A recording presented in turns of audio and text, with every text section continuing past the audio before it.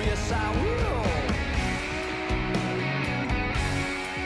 I'll be your son. In the annals of rock history, few stories are as haunting as the tragic final flight of Lynyrd Skynyrd, a tale of triumph turned tragedy where a band at their creative peak would face an unimaginable fate in the autumn skies of 1977. The final performance. October 20th, 1977, a date etched forever in music history. Lynyrd Skynyrd had just released their groundbreaking album Street Survivors 3 days earlier, and the energy was electric at the Greenville Memorial Auditorium in North Carolina. The band was in top form, delivering powerhouse performances of Sweet Home Alabama and Freebird to an enraptured audience. None could have known that this would be the last time the original lineup would share a stage. A fateful decision. With their American tour in full swing, the band opted for a convenient but ultimately devastating choice. Rather than enduring long bus rides or dealing with commercial flights, they chartered a Convair CV-240, a dual-prop aircraft that had seen better days. This decision came with an ominous warning sign. Aerosmith had previously rejected the same plane after witnessing the pilots sharing Jack Daniels during an inspection. That choice may have saved Aerosmith's lives, but Skynyrd's fate was already in motion. Warning signs. The red flags were impossible to ignore. During a flight from Lakeland, Florida to Greenville, South Carolina, the plane's right engine spewed a terrifying 10-foot stream of sparks and flames. Band members voiced their concerns, with some threatening to abandon the tour unless alternative transportation was arranged. Cassie Gaines, backup vocalist and sister of guitarist Steve Gaines, was so terrified she preferred traveling in the cramped equipment truck. But lead singer Ronnie Van Zant stood firm. Canceling shows wasn't an option. Their Southern fans deserved better. The final boarding. As the band prepared to depart for Baton Rouge, Louisiana, the atmosphere was tense. The legendary lineup included Ronnie Van Zant on vocals, guitarist Steve Gaines, Alan Collins, and Gary Rossington, drummer Artemis Pyle, bassist Leon Wilkeson, and keyboardist Billy Powell. The Honettes, Leslie Hawkins, JoJo Billingsley, and Cassie Gaines provided backing vocals. Van Zant's words to a nervous Cassie would prove hauntingly prophetic. If your time's up, your time's up. 26 souls boarded the aging aircraft that evening, bound for their next show at Louisiana State University. The first portion of the 700-mile journey proceeded smoothly, but as they approached their destination, disaster loomed. The right engine, the same one that had shown warning signs, began to fail. As fuel levels dropped critically low, the pilots realized they were facing a life or death situation. Of the 26 passengers who took off that evening, only 20 would survive the events about to unfold. The fatal decision. In a desperate attempt to manage their dwindling fuel supply, the flight crew made a catastrophic error.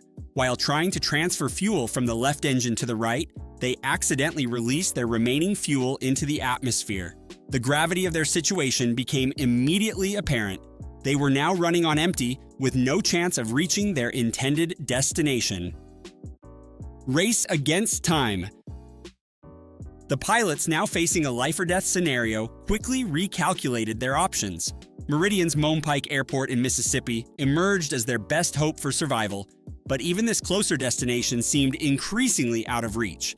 At 10,000 feet, their situation deteriorated further when the left propeller ceased functioning, leaving them in an uncontrolled descent. Inside the cabin, a surreal scene played out. Ronnie Van Zant, exhausted from the previous night's celebrations, slept peacefully in the rear aisle, while other band members engaged in a casual poker game. The passengers remained blissfully unaware of the impending disaster until drummer Artemis Pyle's routine visit to the cockpit. The panic in pilot Walter McCreary's eyes and his urgent command to return and buckle up shattered their false sense of security. The final moments. As reality set in, the atmosphere aboard the aircraft transformed dramatically. Some passengers sat frozen in terror, while others turned to prayer. The haunting sound that guitarist Gary Rossington would later describe as hundreds of baseball bats hitting the plane marked their descent into the tree line. The aircraft, now completely out of control, skidded past their intended landing zone and plowed through a dense, swampy forest for nearly 1,000 feet. The final impact was devastating. Within 10 to 12 seconds, the plane decelerated from 100 miles per hour to a complete stop, its structure disintegrating against a massive pine tree. The force scattered passengers and debris across the forest floor. When Rossington regained consciousness, he found himself pinned beneath one of the plane's doors, surrounded by a scene of utter devastation. The wings and tail section torn away, the cockpit separated and containing the deceased pilot. Prophecy fulfilled. In a cruel twist of fate, the very thing that had doomed their flight, the lack of fuel, may have prevented an even greater tragedy by averting a post-crash fire. But for some, including Ronnie Van Zant, fate had already been written. Van Zant had frequently shared a chilling premonition with those closest to him, including his father. "Daddy, I'll never be 30 years old, that's my limit." These haunting predictions weren't isolated incidents. During their tour in Tokyo, Van Zant had confided in drummer Artemis Pyle, saying he would go out with his boots on. His wife Judy had heard similar prophecies countless times, making the tragedy even more poignant. The crash that ended Lynyrd Skynyrd's meteoric rise seemed to fulfill Van Zant's own dark prophecy, proving that sometimes the most chilling premonitions can become reality. A prophecy realized. Judy Van Zant's words still echo with haunting clarity. "When I heard about the plane crash, I just knew Ronnie was gone. He'd warned me so many times that I couldn't ignore it anymore." Her husband's premonition tragically materialized 87 days before what would have been his 30th birthday, proving that sometimes our darkest fears can become reality. The devastating toll. The crash's impact was catastrophic. Ronnie Van Zant's life ended instantly when he was violently thrown from his seat, suffering fatal head trauma. Steve Gaines, the talented guitarist, died on impact, while his sister Cassie, a backing vocalist, was ejected from the aircraft and succumbed to her injuries shortly after. Road manager Dean Kilpatrick and both pilots, Walter McCreary and William Gray, also perished in the tragedy. The survivors, mostly seated in the rear of the aircraft, endured severe injuries. Billy Powell, the band's keyboardist, nearly lost his life from extensive facial trauma and a nearly severed nose. Gary Rossington suffered multiple fractures throughout his body, including both arms, legs, wrists, ankles, and his pelvis. The injuries were so severe that survival seemed miraculous. A desperate quest for help. Perhaps the most dramatic story of survival belonged to drummer Artemis Pyle. Despite multiple broken ribs, he embarked on a harrowing journey through treacherous terrain. In the growing darkness, with search helicopters circling helplessly overhead, Pyle navigated through swampy creeks and across barbed wire fences, sustaining additional wounds, but pressing forward with determination. His quest for help took an unexpected turn when he approached a farmhouse. The property owner, mistaking him for an intruder, emerged with a rifle. Despite Pyle's shock-induced stumbling and the farmer's warning shots, fate took another cruel twist as the musician was shot in the shoulder. As he lay gasping for breath, Pyle managed to utter two crucial words: plane crash. The farmer, realizing his terrible mistake, quickly transformed from defender to rescuer. The aftermath and investigation. Emergency responders arrived to a scene of unprecedented chaos.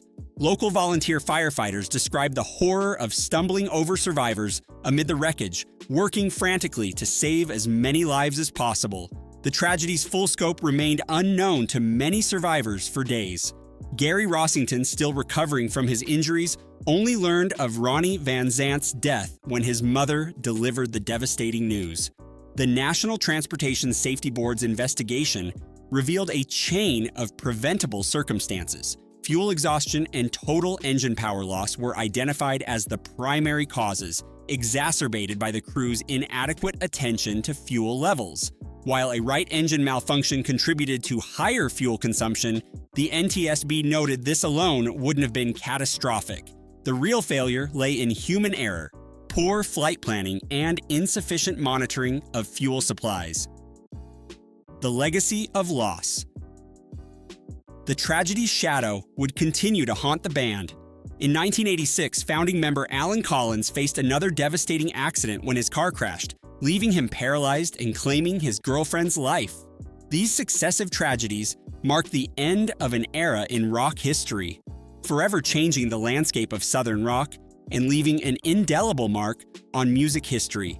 The story of Lynyrd Skynyrd's final flight serves as a sobering reminder of how quickly triumph can turn to tragedy and how precious life truly is. The final chapter.